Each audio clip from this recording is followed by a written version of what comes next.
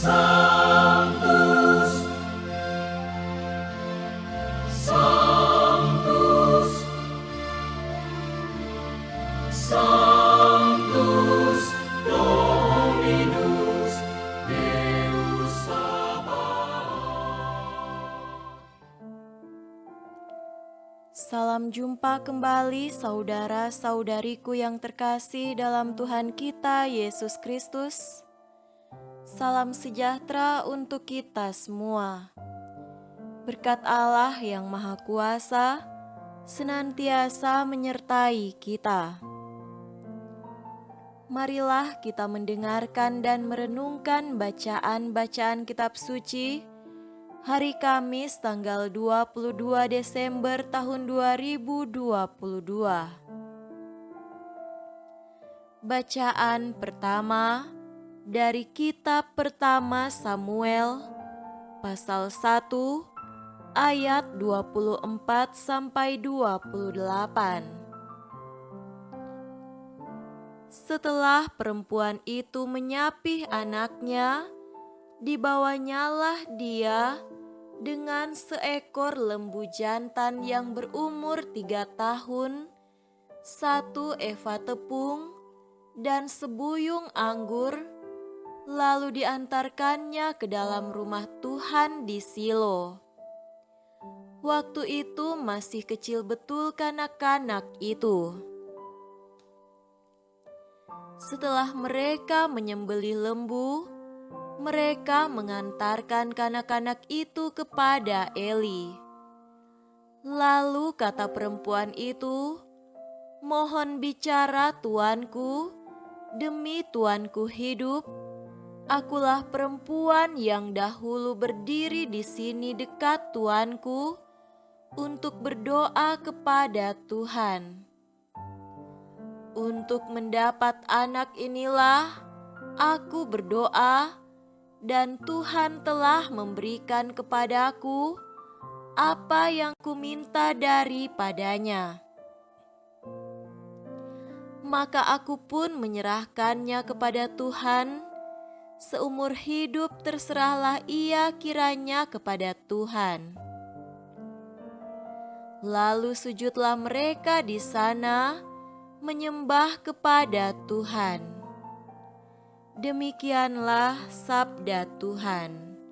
Syukur kepada Allah.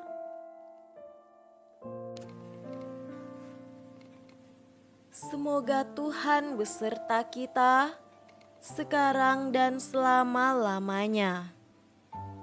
Inilah Injil suci menurut Lukas. Dimuliakanlah Tuhan. Injil Lukas pasal 1 ayat 46 sampai 56.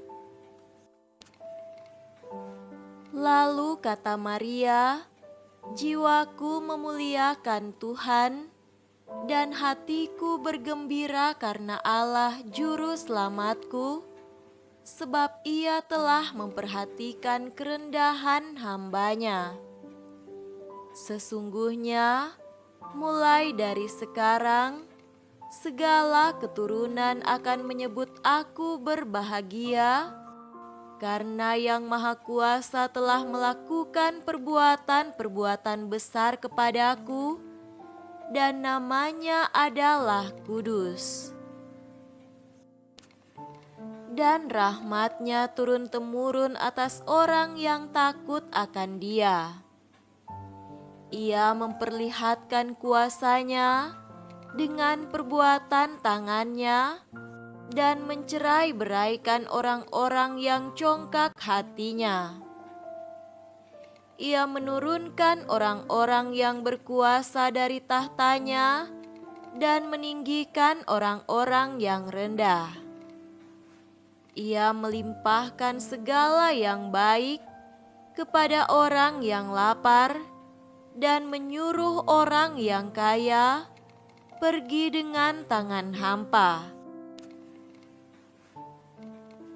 Ia menolong Israel hamba-Nya, karena ia mengingat rahmat-Nya seperti yang dijanjikannya, kepada nenek moyang kita, kepada Abraham dan keturunannya, untuk selama-lamanya. Dan Maria tinggal kira-kira 3 bulan lamanya bersama dengan Elisabet, lalu pulang kembali ke rumahnya. Ia melimpahkan segala yang baik kepada orang yang lapar dan menyuruh orang yang kaya pergi dengan tangan hampa. Ia menolong Israel hambanya karena ia mengingat rahmat-Nya seperti yang dijanjikannya kepada nenek moyang kita, kepada Abraham dan keturunannya untuk selama-lamanya. Dan Maria tinggal kira-kira 3 bulan lamanya bersama dengan Elisabet, lalu pulang kembali ke rumahnya. Demikianlah sabda Tuhan.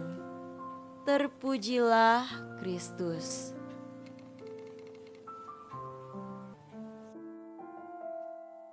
Saudara-saudariku yang terkasih dalam Tuhan kita Yesus Kristus, tema renungan kita pada hari ini adalah kita istimewa. Maria adalah seorang wanita biasa, sama seperti kita. Keterpilihan dan kesiapsediaannya untuk ambil bagian dalam karya keselamatan Allah membuat Maria begitu istimewa. Ia begitu bahagia dan bersukacita dengan keterpilihannya itu. Sukacita itulah yang kemudian diungkapkan oleh Maria lewat seruan, nyanyian, dan pujian.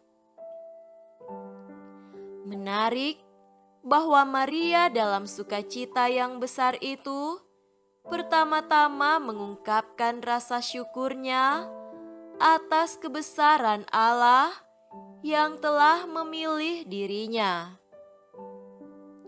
Maria tidak pernah menyombongkan dirinya karena apa yang ia alami ini. Ia bahkan dengan kerendahan hati mengakui kehinaannya sebagai manusia biasa. Maria menjawab panggilan Allah dengan sukacita dan kemudian menjadi abdi Allah yang setia dalam perjalanan hidupnya menemani Sang Putra. Maria juga menunjukkan keistimewaan dirinya dengan selalu siap melakukan kehendak Tuhan di dalam hidupnya. Saudara-saudariku terkasih, perjalanan hidup kita selalu penuh dengan misteri. Kita tidak pernah tahu apa yang terjadi dalam hidup kita esok dan nanti. Kita tidak pernah tahu rencana Tuhan atas hidup kita ke depan, akan tetapi kita percaya bahwa Tuhan merancang sesuatu yang baik atas hidup kita. Kita adalah manusia yang lemah dan tidak sempurna di hadapan Tuhan. Akan tetapi, ingatlah bahwa kita adalah umat kesayangan Allah yang dipilih untuk turut serta ambil bagian dalam misteri kerajaan Allah dalam setiap tugas dan perutusan kita masing-masing. Oleh karena itu, kita adalah orang-orang yang istimewa. Kita berharga di mata Tuhan. Kita menjadi istimewa karena kita adalah umat yang tertebus dengan darah Kristus. Oleh karena itu, sambil menyadari kelemahan dan kekurangan kita di hadapan Tuhan dan sesama, kita bergerak melangkah menuju kepada Tuhan. Kita bersyukur memiliki Tuhan yang selalu mencintai kita dan tidak pernah meninggalkan kita, bahkan dalam situasi terpuruk hidup kita. Karena itu, jangan biarkan darah Kristus yang telah tercurah itu berlalu begitu saja tanpa arti dan makna. Keistimewaan kita akan menjadi sempurna ketika kita turut ambil bagian dalam karya keselamatan Allah di dunia untuk selalu mengusahakan kedamaian, cinta, dan kebahagiaan, baik itu di dalam keluarga, gereja, maupun di dalam masyarakat kita. Semoga demikian. Amin.